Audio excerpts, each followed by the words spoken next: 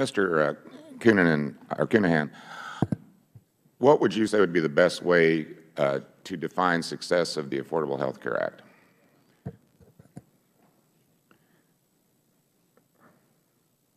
That's a very good question.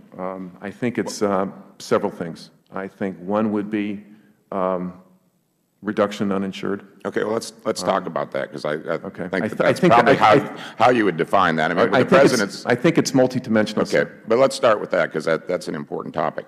That's what the President said. We needed this law because there are 30 million uninsured people in this country, and we need to help those people. So, did you write your opening statement, or did somebody write it for you? It was written with my input. Okay, and when you talked about the number of uninsured, you told me it was the lowest in 5 decades. Yeah. What was the uninsured rate 5 decades ago? I'm not sure.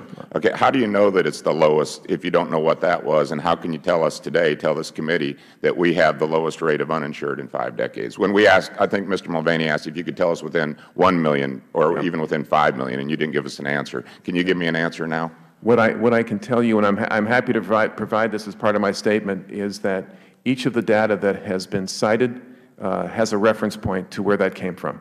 Okay, well, you're telling us that there's 11.6 million people signed up, so we don't know whether those were previously uninsured or people who just changed insurances. So that's information that's tracked by some states. There are studies done periodically that do measure the impact on the uninsured, both through Medicaid expansion and through the rollout of qualified health plans. Do you feel like your opening statement was accurate and truthful?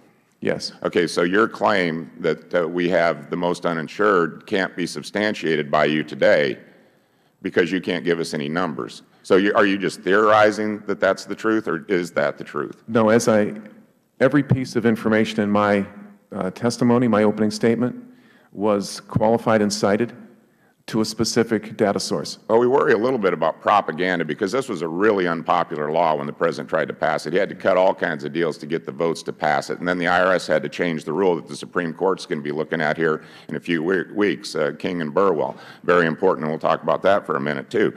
But when you said that you send out weekly data, that's accurate. Every week you put that out, it's accurate. But today you can't tell us what's accurate or not. No, I think I didn't speak properly.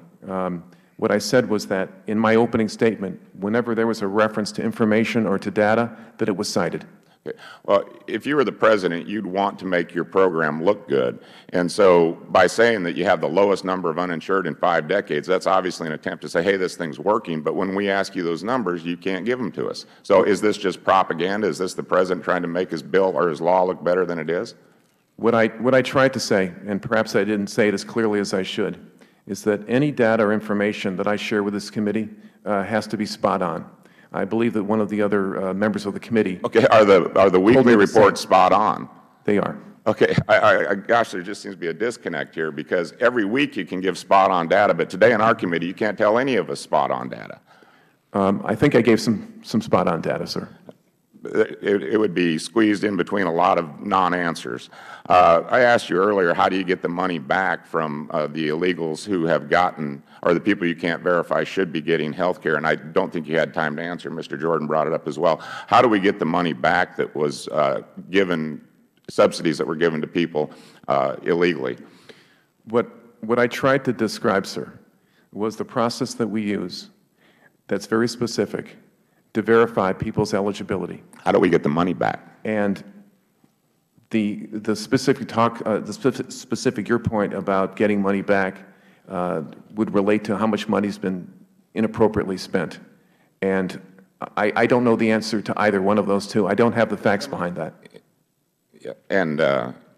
And you told Mr. Jordan that you didn't talk to anybody about the impact that the President's executive action may have. Correct.